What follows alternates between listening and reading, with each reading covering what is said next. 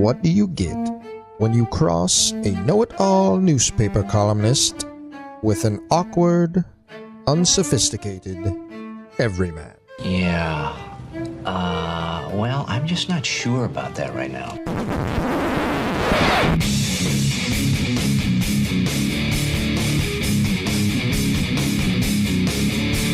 Welcome to Couch and the Rube. Welcome to Couch in the Rube, our Wednesday afternoon show presented by our friends at Front 43 Neighborhood Pub and Cask & Company Kitchen and Bar. That is just north of Frandor on East Saginaw and Lansing, near the East Lansing border. Was just there yesterday. Just an incredible vibe, incredible place. Great place to chill in the middle of the afternoon, by the way. Good happy hour spot. Great, obviously, to watch a game. And make a reservation at caskandcompany.com. One of the great reservation systems. They get busy on the weekends, Thursday nights on. If you want a date night, just go to caskandcompany.com, make a reservation, and also, type in a request. You want a booth? You want anything like that? They've got it there for you. Front 43 and caskandcompany.com. Jason, how you doing, brother?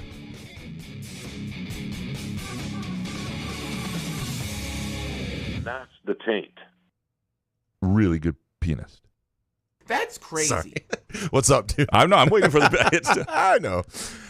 Sometimes you got to double click, triple click this thing. Anyway, what's up, man? I'm good. How are you? I'm all right. Yeah? Tigers raised my spirits last night. Yeah. Thought that was going to be a bad one. It's nice to see another team fall apart. Absolutely. It is really great to see the Yankees fall apart. And absolutely, like that last night was so fun because Nick Turturro, do you know who that guy is? The actor.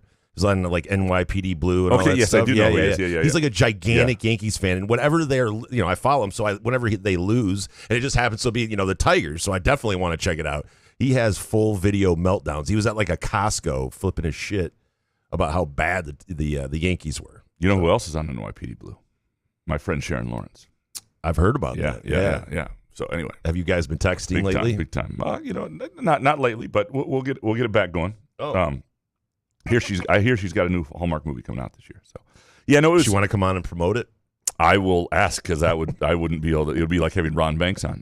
No, it would be just a gigantic kiss ass fest. It would be hilarious. It would be beyond anything with Brendan Quinn.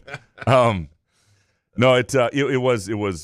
I don't know. It's just cathartic to watch the Yankees fall apart and to have it happening against the Tigers. It's a reminder that I think it was a needed reminder, and I think a lot of Tigers fans probably felt this way that stuff just goes wrong sometimes for really good teams, and that could happen in the playoffs for the other, to the other team against the Tigers. So who knows?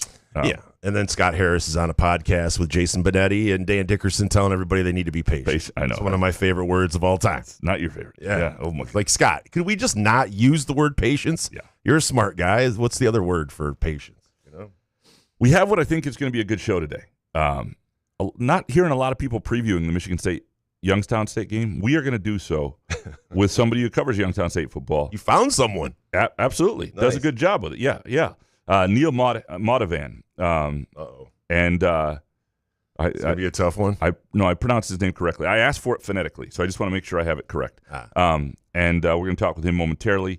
We've got a couple other topics we want to get into as well after that. And then we are going to do leftover takes from Monday, leftover listener takes, and get into those as well. So don't worry, Jake Hawkins. We're getting to yours. We're getting, yes. Get your own segment today. We'll do that. We'll probably do Harry on Friday. We're hoping to do Harry on Friday. Today didn't work for him, and so we're going to try and do that with the Groovy Donut Twitter questions on Friday. Do you want to get our friend Neel on the phone, and we'll get to that. While he's doing that, I mentioned Front 43 and Cask & Company, but if you are looking for a place to watch a game any weekend, I don't know that they'll be open for the USC-Michigan State game, which starts at 11 p.m. local time, but any other game, they are there for you. Also a great place to watch the Tigers, and I love their menu. It's a modern Asian-American menu, like great sushi bowls, good burgers, flatbreads, all sorts of great stuff there, good beer selection, including non-alcoholic beers. That's an ever-increasing option at a lot of places, and Front 43 and Cask & Company is no different.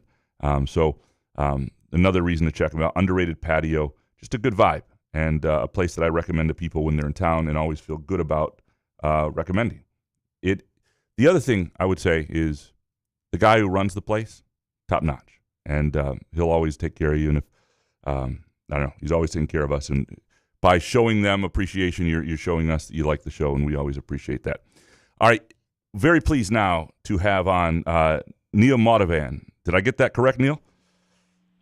Yeah. Pretty good for first try, though. Okay, excellent. Sports reporter at the Tribune, Chronicle, and Vindicator, covers Youngstown State football, and want to get a sense of this team from you. Exactly, we hear a little about Bo Brungard, the quarterback, and obviously he put up some big numbers, but what I'm trying to get a sense of is what this team is, what their identity is, and how you see this matchup. Give me sort of a 10,000-foot view of this particular Youngstown State team. So this team is coming off a pretty, depressing year for what they were hoping for last year when they went 4-8. Especially on the defensive side of the ball, they were a team that was giving up just about anything that anybody wanted, points-wise and yardage-wise, defensively last year. I think they were near the bottom of the FCS, if not dead last in the FCS, and yards allowed per play. So that was a big focus this offseason for them. And through these first couple of games, you've seen how their rush defense has kind of been one of the focal points of that unit, and they've been able to kind of take away opposing teams' run game and kind of force them to become one-dimensional in the pass game. And obviously, they made an offensive coordinator change on that side of the ball this offseason as well. Brought in Mike Yosich, a guy who, a name that might resonate with some of your listeners because of his past time at both Penn State and Ohio State. But that was kind of a splash hire for the Penguins. I mean, you don't necessarily see big name FBS coordinators kind of going down to the FCS level. That was something that this team was excited about in the offseason, especially that they wanted to be more what they called multiple in the run game, which is why they brought in Yosich. And obviously, judging by Brungard's success these first couple of games with his legs, that's something that has, had some success so far these first couple of games. So obviously, his stats, his numbers are the thing that jump out the biggest for this team, and that's going to be the case for anybody. And a defense like Michigan State, a program like Michigan State, a team, with the front seven that they have, obviously their number one task is going to be to try to slow down his legs and make him as one-dimensional as possible, try to make him have to beat them in the air, which is something that this team struggled a lot with last year when teams were able to successfully take away the run and force him to have to throw the ball. One of the things that they struggled with last year was having a true deep downfield threat. That was almost non-existent last year, and it forced everything to be almost underneath and in the intermediate routes. They brought some guys in that they hope can provide that deep threat. We haven't necessarily seen them go to it very much so far these first couple of games. They haven't really needed to because of their success on the ground.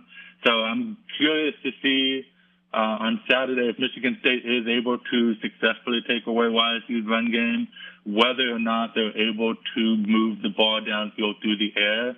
I think that could be, a telltale sign as to how far this team has come and could end up playing a role in how the outcome of this game unfolds.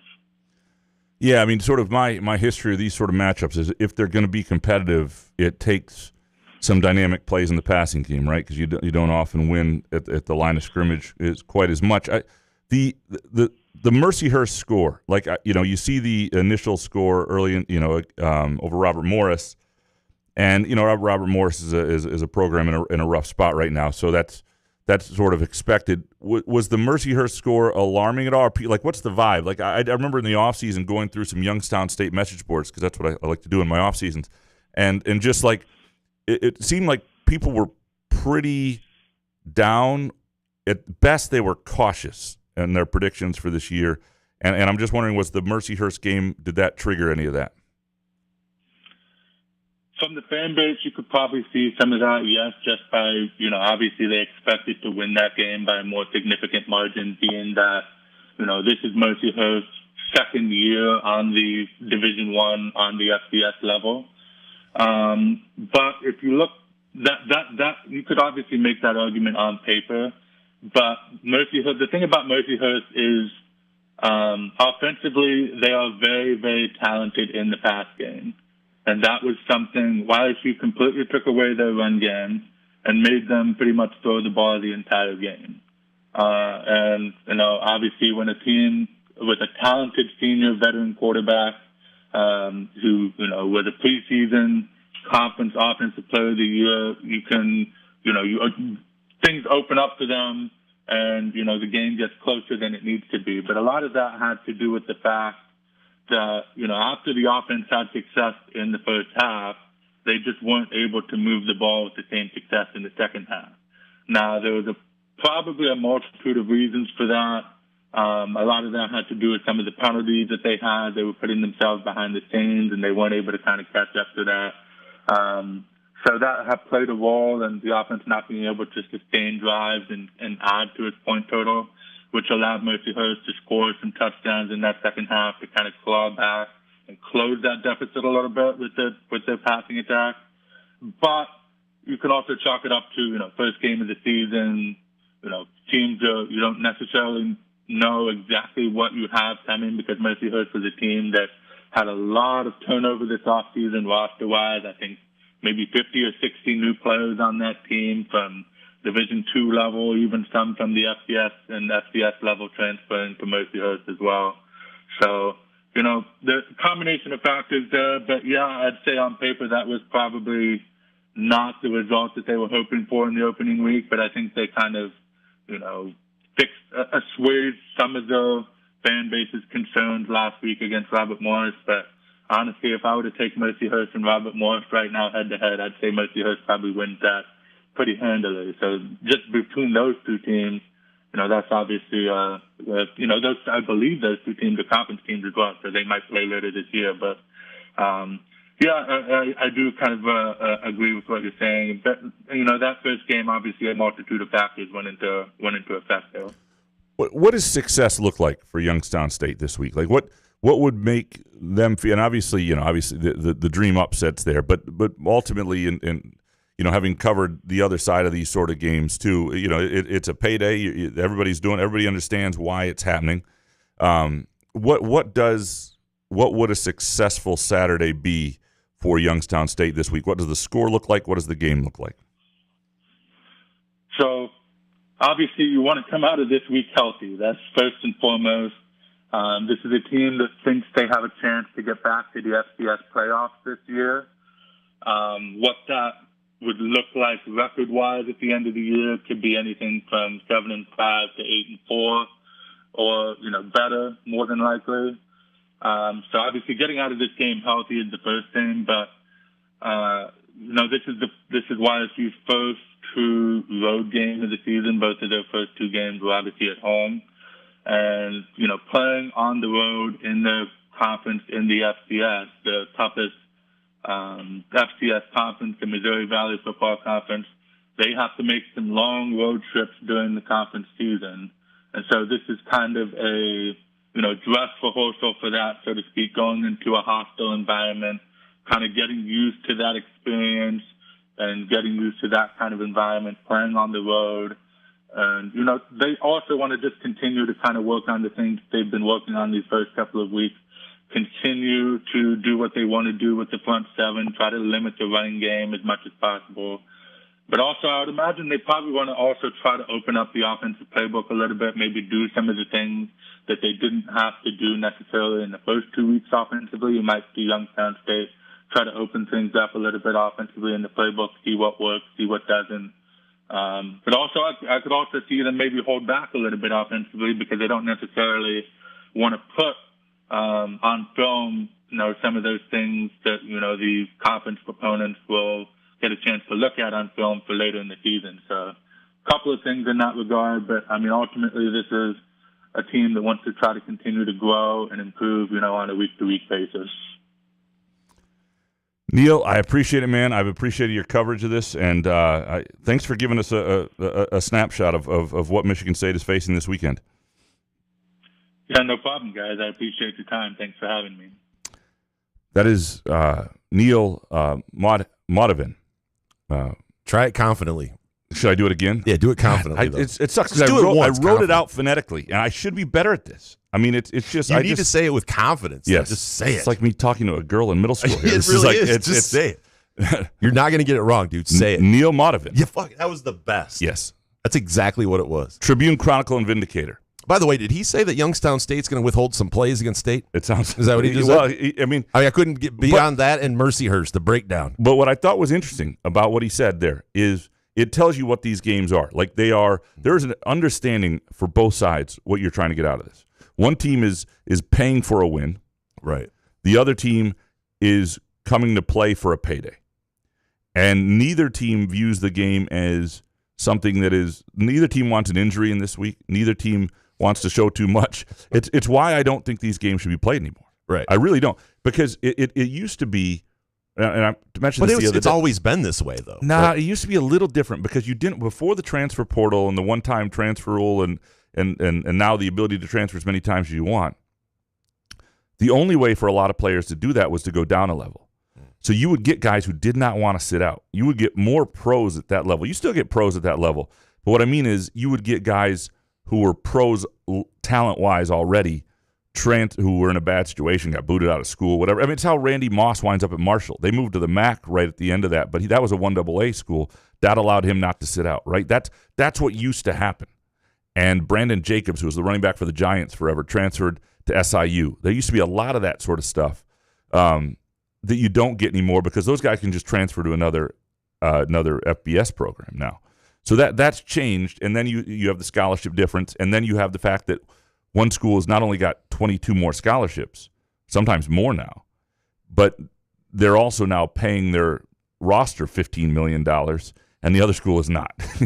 So the gap is even widening, and I just don't think it doesn't make sense. It doesn't make sense for Michigan State. It may make sense financially for Youngstown State, and if the ecosystem of college football to exist for some of these programs requires these matchups to some degree, then fine. I just think you could get away from the ones that were FCS level. And how about Robert Morris? I mean, should we get money on West Liberty this week? Well, they're saying that Robert Morris is the school that's going down to D3 right after this year, so I think they're sort of in a transition out of relevance. You can also argue why these games are being played. West Liberty at Robert Morris, Saturday at 6. Let's go. Road trip? We need a bookie to book our bets for us. Let's do it. If Mercyhurst could hammer them. Anyway. Yeah, so what did we learn? Well, Michigan State's going to cover this spread easy. We don't know what the spread is yet because that comes out late in the week, right? It's 40. Is it 40? No, I don't know. The danger I would tell people is the lines usually come out late for these games against FCS opponents. The danger I would tell somebody, and the line will be probably around there. Why is that, though? What are they waiting for, injury updates? I mean, we know Youngstown is... It's just not the same level. Some places don't even offer these lines. Like some books won't, it's just because you're not playing the same. It's a hard thing for Vegas to negotiate. They don't know a lot about the FCS teams. They don't know... It's just a hard thing for them to negotiate. I'm with you. I mean, I got all sorts of tennis in Asia that I can bet at 3 a.m. I don't understand why they can't get this line out. But I know. I had a total bases bet that I needed yesterday. Walks don't count, of course. Yeah. So I had Wenzel Perez. It's just stupid. Yeah, no. Sports books whining. But the one thing I would be a little careful about, and Michigan State's subs should be good too, relative to Youngstown State. But you probably will see some subs. So you're not going to, you don't get Aiden Childs maybe in the fourth quarter of this sort of game. And I think that's good for a guy like Alessio, the backup, whose only experiences so far are like pick sixes, Yeah. So he needs a game. To get him some reps. He needs a game where it just feels a little bit better. What if he throws a pick six against Youngstown? And that's his only pass? Shouldn't you have to just walk off the field? Like, that's it, right? Like, you just go, I guess this is not for me. I'm going to play baseball. Do something else. Anything. Yeah. Yeah? Yeah. I mean, 3 pick sixes in a row out of 3 passes. I think you make sure that pass is not a pick six. Even if you throw Find Nick Marsh. Throw it up. Chuck it. Leave Marsh in the game when Alessio comes in. We need him for one play. Get this kid some confidence, Nick. Make sure this goes well. Another story that I wanted to get to on the college football front is yesterday there was a little bit of AP poll hysteria. A beat writer, I think, covers USC, or maybe it's South Carolina. Haley Sawyer. Yeah. What is she? anyway, she did. Hold on, I got it. What does she do? USC Sports for SoCal News Group. Yeah. SoCal News Group. That's right. Yeah. That's right. And anyway, there are a lot of new AP voters this year because my company got a picture of herself holding a football, by the way, in her avatar. Our company no longer allows us to do the poll because we don't subscribe to AP anymore as a service. So smart. So anyway, there are a lot of new voters all at once. Number one, they got fooled by the Howard Stern thing, the prank the other day, firing out. I was like, Jesus, AP, come on. No, anyway, but that's so that doesn't help. But what ultimately is, and we talked about this as a problem for a long time, is that writers like myself, beat writers who are covering one game for 12 hours on a Saturday, don't have a good sense of the game. Most listeners here to our show, you certainly have a better feel for college football overall than I do because I just don't see as much on Saturday. Now, it doesn't mean you can't work Sunday, and if you're going to do the poll right, it should take you 4 to 6 hours because you have to look at every resume that's in the top 25 and some that are outside it and reevaluate the entire resume every week if you're doing it right. And a lot of people don't do it right, but then they're making a joke of it anyway. That's why her response, Haley's response to it was not great because she sort of dismissed it as, I think she was just trying to get out of a sticky situation and she played it poorly. Yeah. But she was trying to say, it's not that big a deal. It's kind of fun discussion. Yeah, right. And that's not what. But she's right, though. But the Josh Pates and the Danny Cannells of the world who are passionate about this stuff, they do not like that, and nor do the fan bases.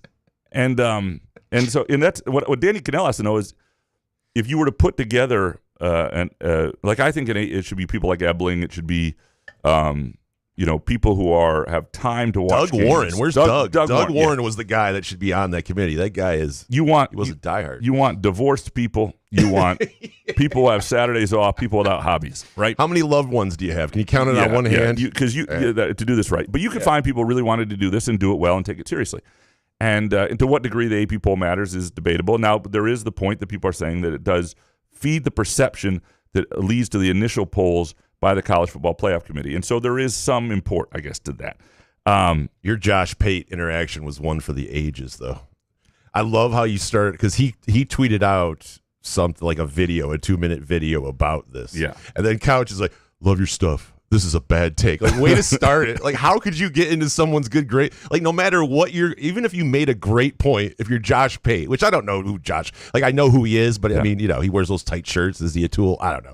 But it's funny, just Graham has to start it off with, I love your stuff. Bad take. I do like his stuff. I know, but I mean, you really why don't you just say your point? You don't really need to fire that off first. So then he goes, you couldn't possibly be more wrong. That's what Josh Pate replied with. And then I told him why he was wrong. And I replied again. I guess we'll just disagree. Well, and I got into it. The worst point ever. Yeah, I guess we're just going to have to agree. And he because I like Josh Page's story, too. He was like a guy who was not in the business and sort of self-made. And I like that. And I think he largely has. Oh, my God. How did he make it with all of these apps and YouTube? What a grinder. He largely has good opinions and interesting opinions. And he's smooth on air and everything. He's done well for himself. Yeah.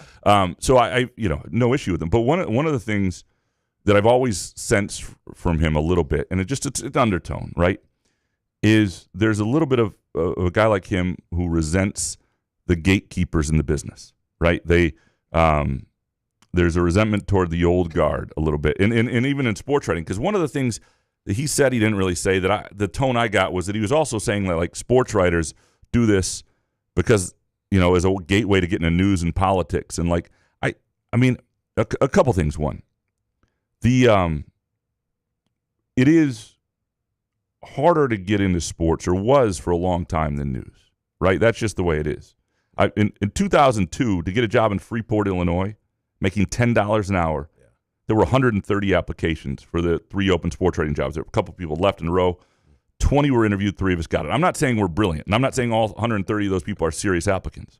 But I do know that when the news job was open there were 7 applications, right? And this is a different era, but it was a competitive thing to get into. So and then some of the best And news was easier to get into, though. It was way, like, especially if you're like a easier. local TV angle, right? Like Well, in Sports Guy, there was only 3 of them, and you only got a certain amount of time. Correct. News, there's so many different stories. People want to be in sports, right? Initially, and I do think the industry's changed to some degree, and so I'm not saying it hasn't, but a lot of the people who got into the business, back when it was really hard to get into it, Like yourself.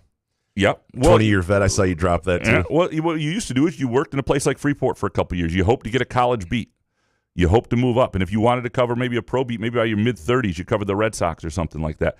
That stuff now happens a lot earlier for people. You see mid-20s pro beats. And so it has changed to some degree, but a lot of the people who got into the business are still in the business. And a lot of the best reporters I know who are sports reporters would be great at covering politics, religion, anything. And they'd be better at it than, they're just more equipped to it because there are a lot of skills you have to learn in covering sports in terms of deadlines and variety of topics you have to deal with. I'm not saying there aren't some duds. We all know that there are some lows. I'm just talking some unsophisticated old school sports guys who do what they do. There's the stereotypical sports guy, like the guy who's the old guy on the show The Paper right now that's running on Peacock. There's that. Oh yeah, do you like that show? I do. Every time we see that, I'm like, I got to ask Couch. I do because I was worried it was going to try and capture too much of the romantic side of a newsroom and get things wrong. There's romance. That's where I met my wife, but. And everybody I've ever dated, but it's also, it is real to some degree. It's a caricature of a situation, but how far things have fallen is not, and what newsrooms look like and what they can be next to a toilet paper company or whatever is very real. So I don't hate it, but I did. I just think Josh comes from an area where he resents the old guard. But my feeling about the old guard is always like, it's not gatekeeping as much as people worked really hard at a time. It was hard to get into the business to get certain jobs, and they shouldn't be mocked for that either. But some of you guys need to adapt, though, as well. 100%. Like I agree with you on that, but you also, a lot of these guys never adapt and just become old. You have to adapt. Miserable MFers. But most of us do. Joe Rexrode's a guy who's a 6 a.m. radio show working for The Athletic, covering college football. He was a columnist for a while. He's adapted. He's a really talented guy, right? That's a guy who's 50 years old who's been in this business 30 years. And there are a lot of guys who've adapted. Anyway, I think you wouldn't hire if you were to do the AP poll, you wouldn't bring in a lot of the people who are complaining about it anyway. I do think there's a better way to do it. I do think she handled it poorly. But the biggest thing is this is on the AP. Like if you have beat writers do it, it's on you. You're making a mockery of the whole thing. And people should not take it seriously because let me just tell you, they don't have time to do it. There's like nobody less qualified. Well, not nobody. My mother would screw this up, but she would try, and she'd put the time in, and she's got the time. But there's nobody less qualified, really, who would be considered than a beat writer. And the fact that the AP continues to have beat writers do football. Basketball is a little different because there are more days a week of games, but it is absolutely. When you reply to somebody and you see that they don't have an avatar, you just.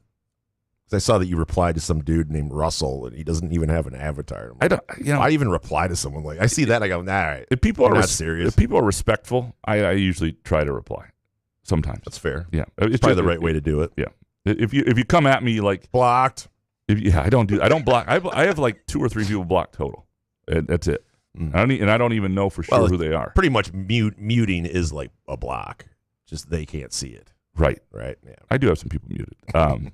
There is a 3 people blocked, 7,400 muted. Well, yeah, there are some Michigan fans that come at you, and some of it's been my fault because I go at them, and then I'm like, all right, enough of this, mute. But so there are a few of those out there. The other story to get into before we get into the leftover listener takes, Michigan State's non-conference basketball schedule came out Tuesday, and back to the white elephant in the room. They don't want to deal with the white elephant in the room. I feel good for MSU fans in that it's been a while since they've had a home schedule quite this good. To have Arkansas, which should be a top 25 team at home, to have Duke at home, like true home games, not neutral site games.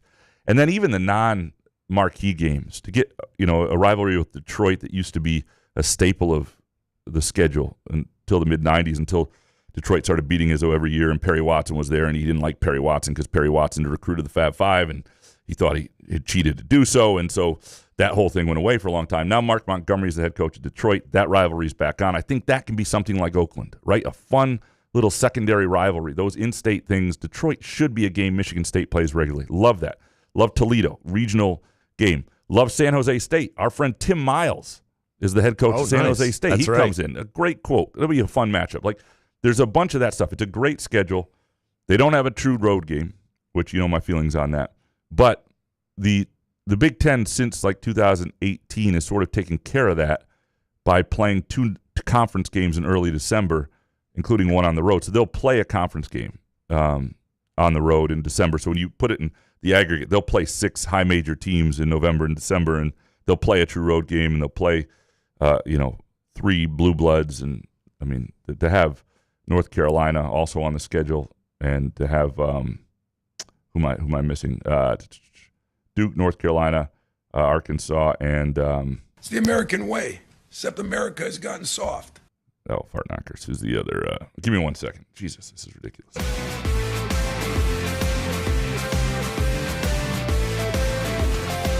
Come on. I am the passenger. I mean, I felt all of Fred Human. I ride through the city's backside. Oh, yeah, Kentucky Champions Classic. Kentucky Champions Classic. I'm sorry, I should put that in front of me. I thought I just had the whole thing memorized already. Cockburn. Apologize for that. Kentucky in the Champions Classic, which is a little later.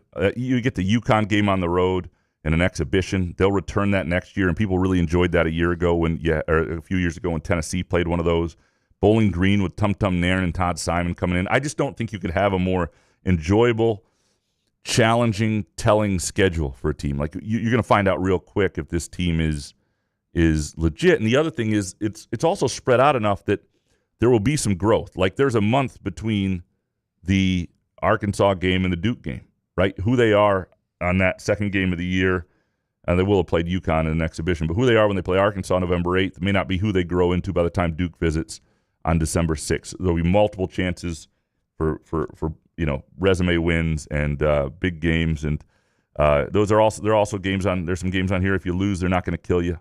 Not going to kill you. Obviously, losing to Kentucky in a neutral court or North Carolina in a neutral court down in Fort Myers. So, great schedule. I love what they put together there, and obviously, I would love if they had some mid-major true road game. You know how I feel about that, but that's not likely to happen, and I think people should be pretty excited about it.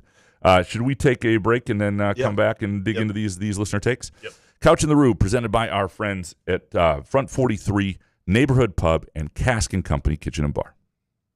Firekeeper's Online Casino and Sportsbook is the site to play from your phone, tablet, or laptop. Get in on all the football action with pre- and in-game wagering. There's showdowns every week in football that you can't miss. Plus, the college and pro hoops are red hot, and the pucks are cool. Get your first casino deposit and sports wager matched up to $500 each. Terms and conditions apply. Must be 21 or older and located in Michigan. Gambling problem? Call the Michigan Problem Gambling Helpline at 1-800-270-7117. Where else can you cheer on your team? Enjoy a mouth-watering burger or savory sushi. Sip on handcrafted cocktails or one of 46 beers on tap. Take your game day or date night to Cask & Company Kitchen Bar or Front 43 Neighborhood Pub near Frandor. 2 amazing places with 1 awesome blended modern American Asian menu.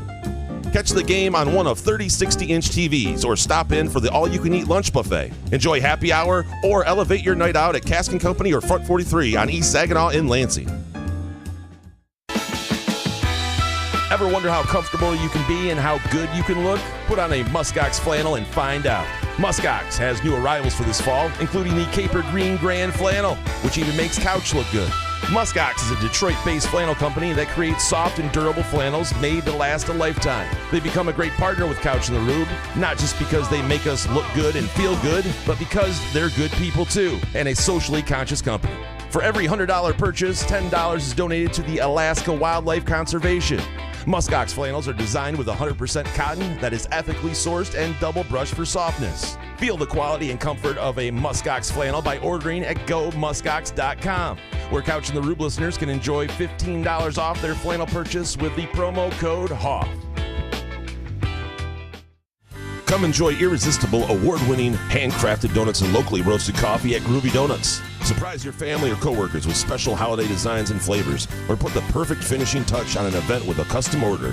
Birthdays, weddings, gender reveals, our friends at Groovy Donuts are your answer. Experience the Groovy Donuts difference for yourself on Lake Lansing Road in East Lansing or in Williamston. Get more information or place an order at groovydonuts.com. Find Couch in the Rube podcasts on Spreaker, iTunes, iHeartRadio, Spotify, YouTube, Facebook, Google Podcasts, CastBox, and the Rube's favorite podcast addict.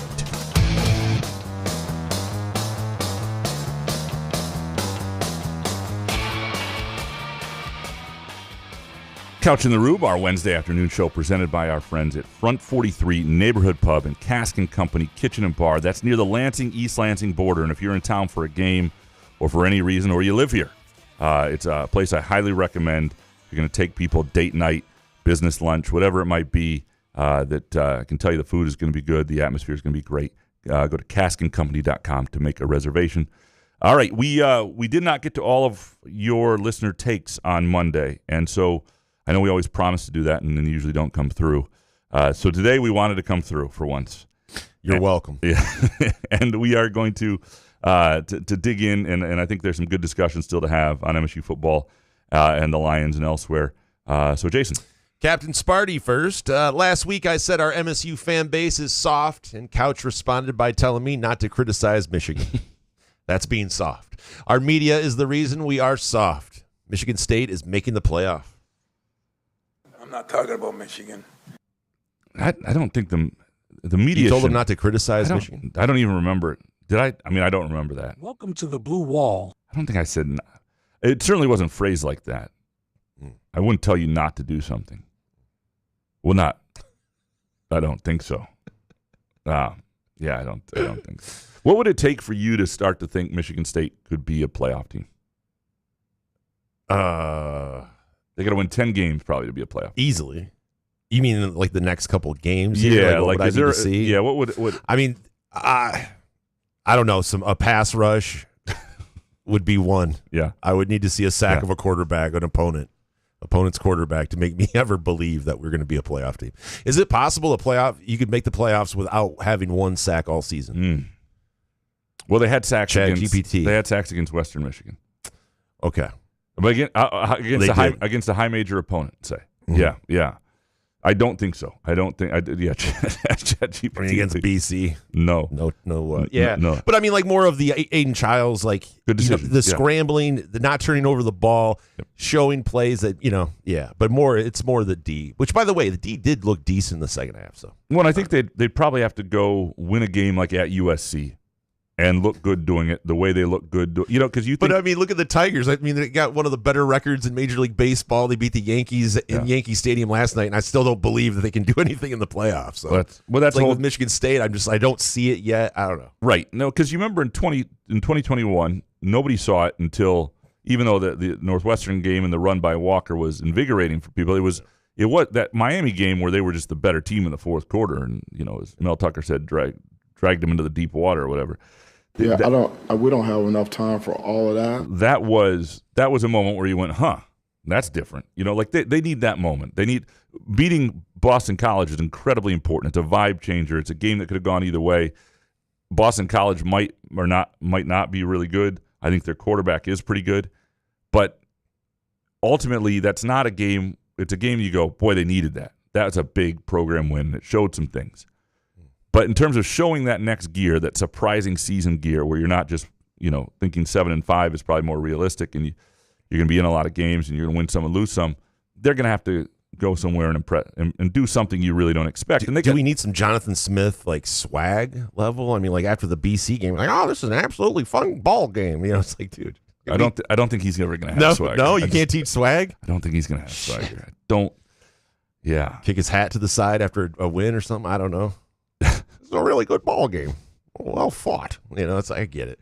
You sound like Jimmy. What's his name from Jimmy Connors? It's a Wonderful Life. You got a reference from this decade at all? Or No, we do only. I know things what from you're the talking 50s. about, but hold on. Jimmy Walker, J.J. Walker, Dynamite. No, hold on. Fuck. Hold on. I know who you're. I'm really trying to actually help you on this one. I can't. Jimmy, old guy. Jimmy Stewart. Yeah. He's great in Anatomy of a Murder, too, by the way, which is filmed in Marquette, 1959. They probably need a new movie in Marquette because they're still giving tours. What a year 59 is. Yeah, 59's a great year. Mr. Benjen, greetings from Turin. Man, he's You know where that is? Where's Turin? Well, there's an Olympics in Turin. I'm not sure what country it is, but I know there was Special Olympics or what? Winter, Olympics? like a Winter Olympics. Number one, MSU had a lot of unforced errors, but showed a massive amount of resilience. The D, for the most part, looks great up front in the middle, but man, are they missing speed on the edges. And two, that porno entrance music is sadly really catchy. Thanks for the earworm. Just want to get you in the mood. It has a copyright on it, too. That's the best part. Somebody wrote this shit, got it struck on YouTube. Oh, God. Oh, man. Yeah, no, look, the speed on the edges, that we just talked about that. It's going to be a big the problem with this weekend too is that I don't think whatever they do against Youngstown State, like they need to sack the quarterback, they need to look good there, but you can't trust anything there. It's a different level. It should look good, and so that's one of those things. You want to start to look like a team that could really do something beyond expectations. You got to win USC and Nebraska, or USC or Nebraska, and you got to get the quarter. You got to do things we're not seeing. Jordan Villarreal next. Number one, the last time Spartan Stadium was that electric was beating Scum in 2021. Great showing by the student section for staying late. And two, this win proved that Coach Smith is what the Spartans need with incremental, consistent improvement. Well, it was a good win to get the fans on board. I saw Dr. J-Mo today. He came in. He goes, I actually stayed for the whole game. Yeah. Like people are into it. And he was so excited that he stayed the whole time. Does he usually not? I guess I don't know. Yeah. I just figured, I'm like, why would you leave though? Doc. Anyway, yeah, my mother usually stays, which is amazing. Like every once in a while, she'll be like, "We just couldn't do it," And I feel that, especially these last couple of years when they were just getting battered. How's Mom going to do with USC though? She's not going to see that. She'll get up and watch the next day. A lot of people I've seen are going to do that. A lot of people, I can't do that. I'm not somebody, even if I'm now obviously not I can't Michigan State, not a Michigan State Lions, something like that. Yeah, I can't do it obviously for work, but I couldn't do it even if I That had. would be great. Hey, boss, I'm going to catch this one in the morning. I'm going to do the quick takes when I get up at 6 and just watch them through, if you don't mind. What voice is that? You've never sounded like that. That's my old school newspaper guy from the 50s. The newsboys here, newsies. Let's, yeah, don't buy that rag across the street. Yeah. Buy ours. Are we done with that one? Sir? Yeah. Daniel Patterson. MSU didn't control the line of scrimmage, and the pass D was full of holes, but loud home fans boosted MSU's grit all game to win. Spartan fans get the W. MSU will go 7-5. The uppity Lions were unprepared, slow and weak. Why are they uppity? Were you uppity?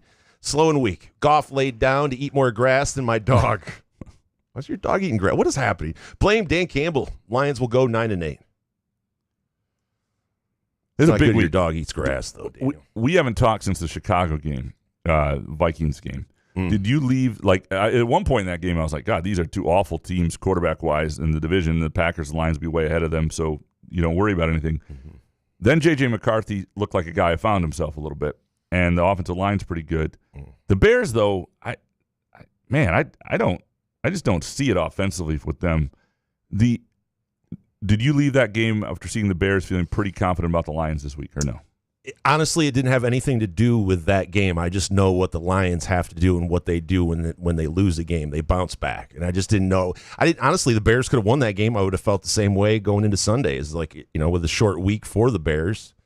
But yeah, I mean, obviously with J.J. McCarthy, you got to give that kid credit though, because that first half on Twitter, people were shitting on him. I mean, and rightfully so, because that's what everybody has to do. But to come back and have the confidence, I mean, the kid is a definite gamer. So what I would remind people, my favorite things about times like that is your tweets sometimes live. Some people delete them, and you can look really dumb an hour later. Don't say things that are you can say somebody looks bad right now, right? But to say somebody sucks, looks really stupid like an hour later. Like you make this, definitive I don't think statement. that you need to go back and delete it, because if you're someone that's firing shit like that off, I mean, you don't are care people anymore. really coming to you for your kind of takes? I get what you're saying. It did look dire when you were watching him in the first half. I do know that last touchdown cost me an in-game under bet, because I was thinking at one point, I was like, these two quarterbacks are awful. 38.5 under, boom, Hammer. and then it did not hold. It's brutal. Skylar Verdon, hot take. A lot of people assumed Hutch was one of, if not the best defensive end because of his start last year. Most of those stats he racked up were against backup tackles, though. At a minimum, Hutch is a good pass rusher, but he might not be a top 5 game-wrecking type guy the Lions fans are hoping for. First game back off an injury. He's got a steel rod in his leg, and yeah, he was. I mean, the pressures too he was getting last year. While I get it, they were inflated, and Valenti goes over and over again about how they were against backup tackles and shit. But he's still, I don't know. He's a guy that can definitely get to the quarterback, but you got to give him some sort of help, right? Could Myles Garrett do it? Okay, but is he not? Is Hutch Myles Garrett?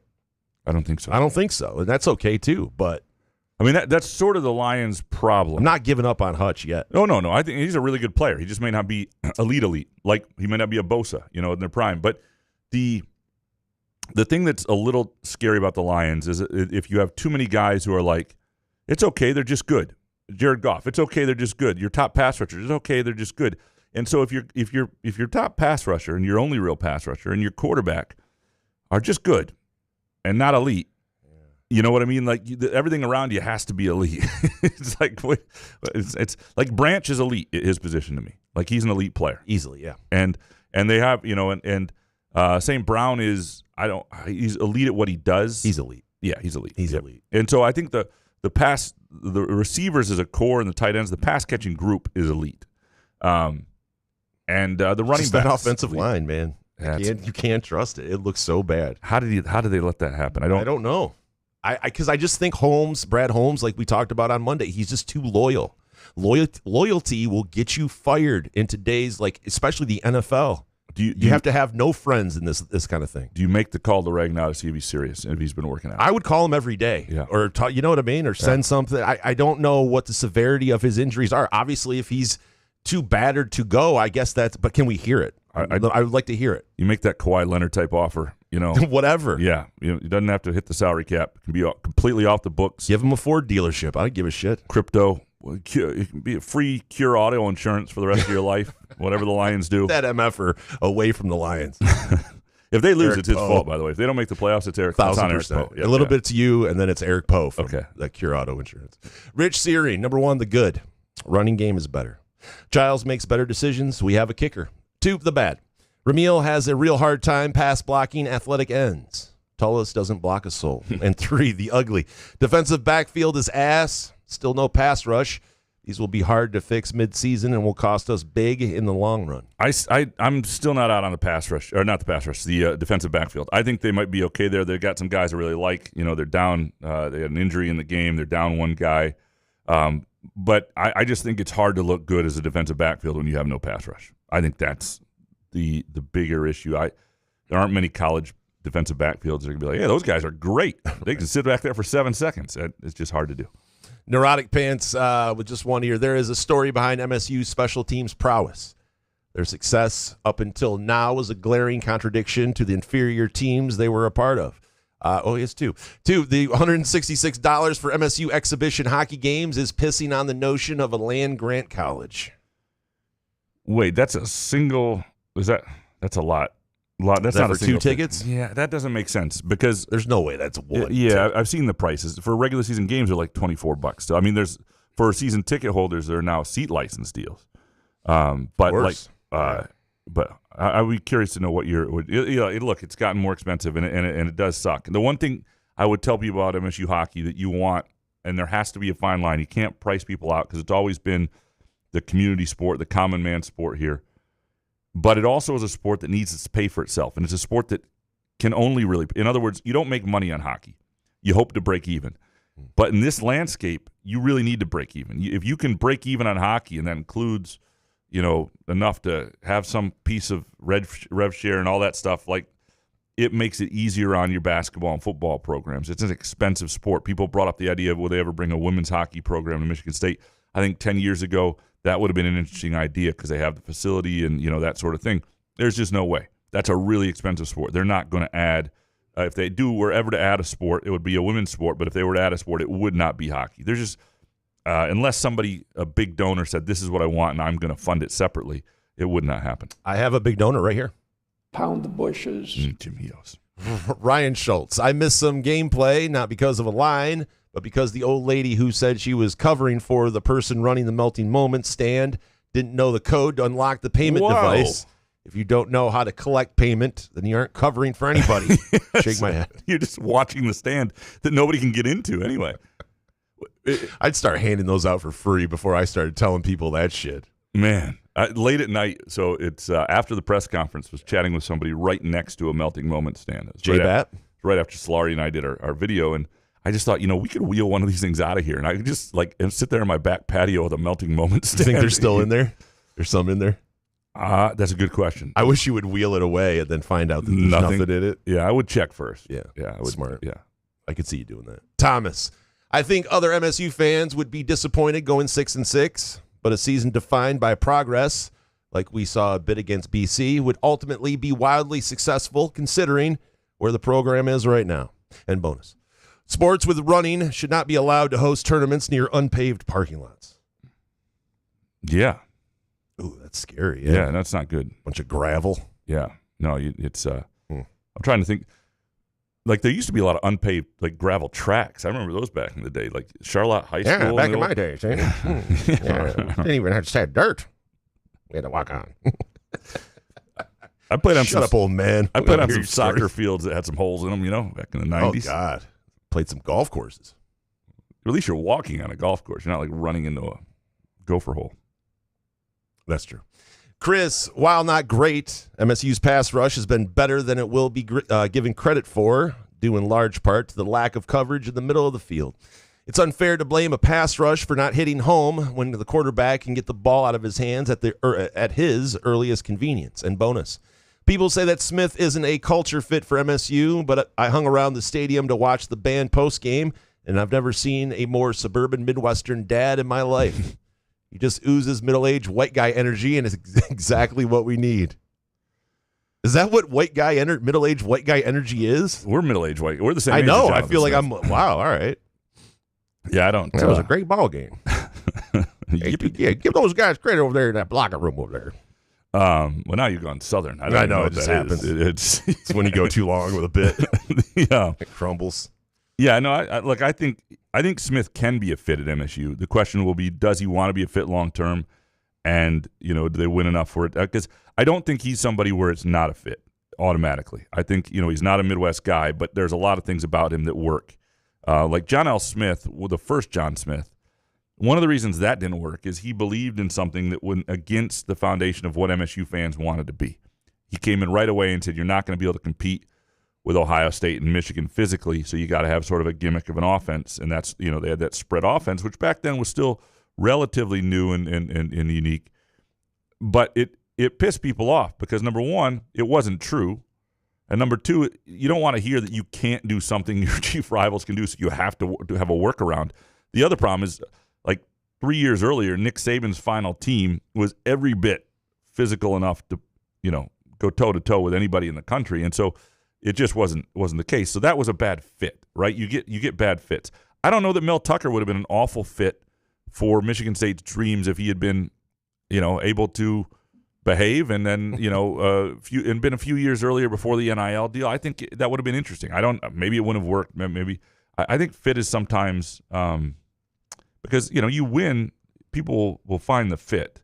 Oh, yeah. The question is, do people like you enough when you don't? And that's always a question. To your first point, though, Chris, I do think on the pass rush, and I think one of the things that happened with Boston College is their offense was sophisticated in the quick passing, and that was something that I think, they got the best of Rossi's defense a lot. Now, some of that got better in the second half, but like I said, that was like the Indiana game in 2019 with a young Michael Penix and Kalen DeBoer. It was great counter. It was just a really good game plan. Corey Ostrom next. Number one, I was more encouraged about MSU's pass rush than I should have been. The BC pass offense is designed to get the ball out of the quarterback's hand quickly.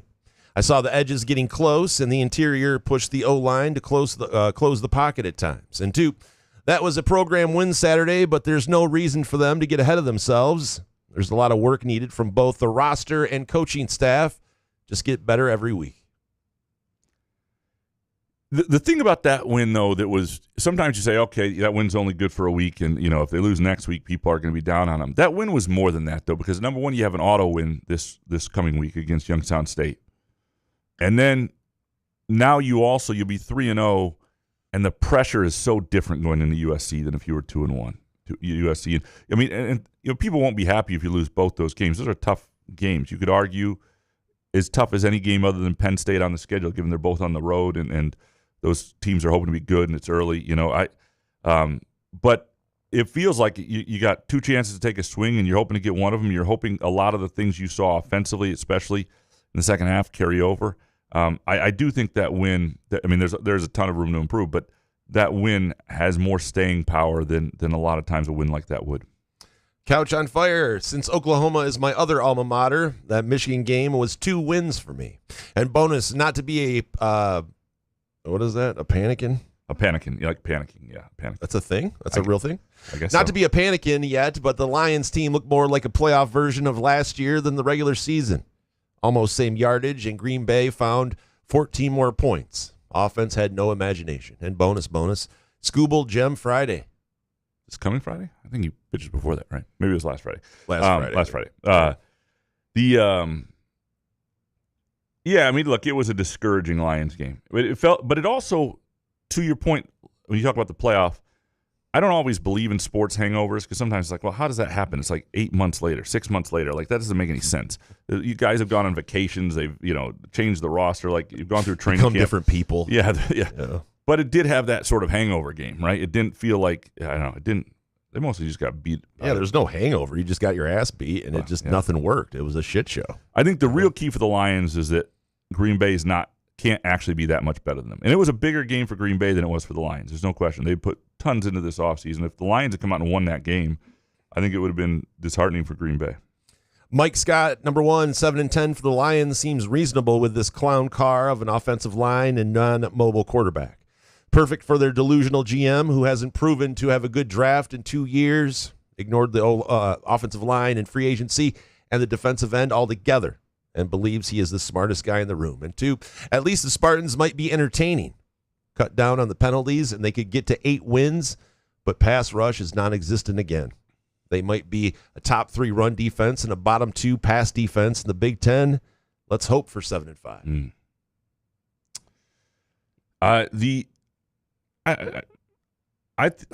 Brad Holmes. You still trust in Brad Holmes entirely? Yes. Okay. That's what I need to know. Entirely? I don't know entirely. I don't know. I don't trust him to not be loyal. That's the thing. That's the one thing I don't trust him to do and make moves that would, ruffle some feathers here, I think. But I have to trust him. He is kind of, it depends on what room he's in, but he is the smartest guy in the room a lot of the times. Wasn't happy with his interview he did on 97.1 when he was kind of asking, like, is this happen in every, radio market like this or something like that? He said something like that. But anyway, no one's perfect. Yeah. But, some of these guys like Za'Darius Smith and Zeitler, like, why didn't we re-sign them? Why can't we just, that is talk about it? Yeah, and then I've appreciated his drafts and if not giving up yet. It's one game. If Jameson Williams has a 1,500-yard season and that becomes a huge part of why they're dynamic this year, and they, then that made sense to do, and that made sense to be a priority. Original Dark Mantonio, not too concerned with Michigan's defense, but Sharon should be the O-line coach. Get Newsom and Lindsey out of there, which means Michigan needs a new head coach and offensive coordinator. I bet Michigan has more talent than most of those other 60-point scoring teams, but there's no way this Michigan team could ever score 60. And bonus, I didn't watch any games, but saw highlights on morning news, and the NFL has to be happy with that opening weekend. Looked to be some awesome games, and Baltimore fans right now are telling Lions fans to pipe down. Well, you got to Who the fuck is this? Pipe down. Whatever. The Sunday night and Monday night games were outstanding finishes. There's no doubt. Like that year, I was in bed for both of those. To have two, were you really? Yeah. To have 2 games that flipped like that were, I didn't. I'm sorry. I appreciate changing? a good night. Changing like what? Transitioning? Well, what no, do you mean? You used to love the Sunday night games. I do love the Sunday night games, but I've gotten addicted to going to bed around 10:15 around there. Okay. Like getting ready for bed, and it's a healthy way to live. I understand. Yeah, and it's just like, Yeah. Yeah. Maybe, when the season progresses, maybe I like going to bed early. I don't know why. B. Crow next. Shout out to downtown Lansing. Wow. Hell yeah. Why didn't you put this up top here on Monday? Lansing looking sharp after all of these years. East Lansing, though, feels like Star Wars post George Lucas. A couple good moments, but overall, no direction or vision and kind of a mess. It's kind of in the eye and the beauty of the beholder. I'm a Lansing guy, and although I see Lansing's warts as well. But yeah, East Lansing is a place that, I don't know. Having grown up around here, I have a nostalgia for what I like parts of it now. It does seem a little overbuilt at times right now, but big time. Yeah, but I don't. But that's just because we're old, and that's what happens when you get old. Is that it? Yeah. Okay. You complain about things going higher and bigger, and just sucks. And you go to bed at 10:15, missing great football action. I can just see you I'm picturing you like in a onesie going to bed with your little cap on at 10:15. No, that's my wife. Oh, okay. No, I just wear normal shit. TC Brunzi. BC quarterback had a big day without being sacked once. MSU's pass rush will ruin the season unless fixed. MSU kicker, a revelation. The last one here. Lansing feels like one big Applebee's in a dying strip in a dying strip mall. Has all the charm of a bowling alley next to a nail salon. First of all, I like a bowling alley next to a nail salon. Understand that. Lansing's got plenty of charm. It depends where you're at. Were you technically in Lansing, or were you out in once you go into the underpass and you're past where the old GM plants were? That's not Lansing. Right? Lansing ends. A bowling alley next to a nail salon. Ouch. Or a nail salon next to a bowling alley. I mean, take your pick, I guess. Richard Kane, that was great. Shit. Elon Musk named 3 of his kids X. I don't even know what that is. And A12. Oh, wait. Is that one name? That's 2 of them. XAEA12. Well, that's one, yeah. Exa Dark Sideriel and Techno Mechanicus. Musk is infinitely weirder than Graham. Oh, and he's released a fragrance called Burnt Hair. I think I win. And bonus, best pizza out of towners might not know. Crunchies. Interesting. I've never had Crunchies pizza. I don't think I have, at least. I like Crunchies. Good spot. I like the owner, too. Musk doesn't have you beat by much, though. Look at that.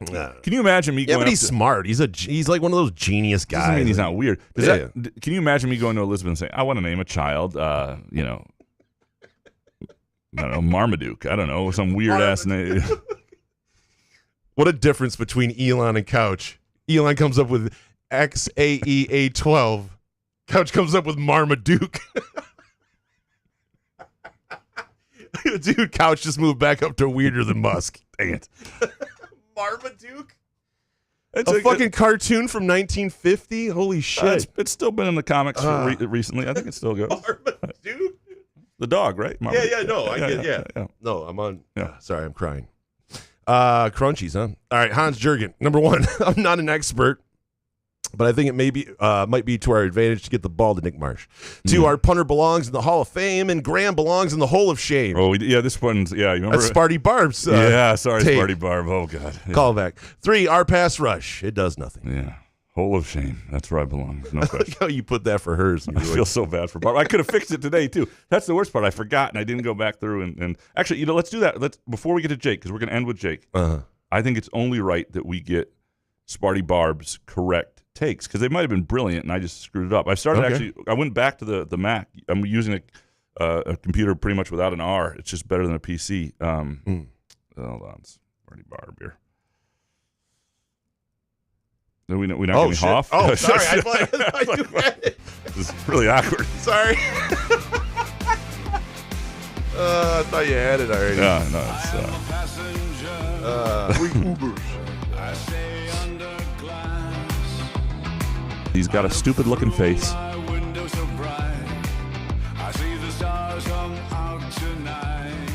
That's crazy.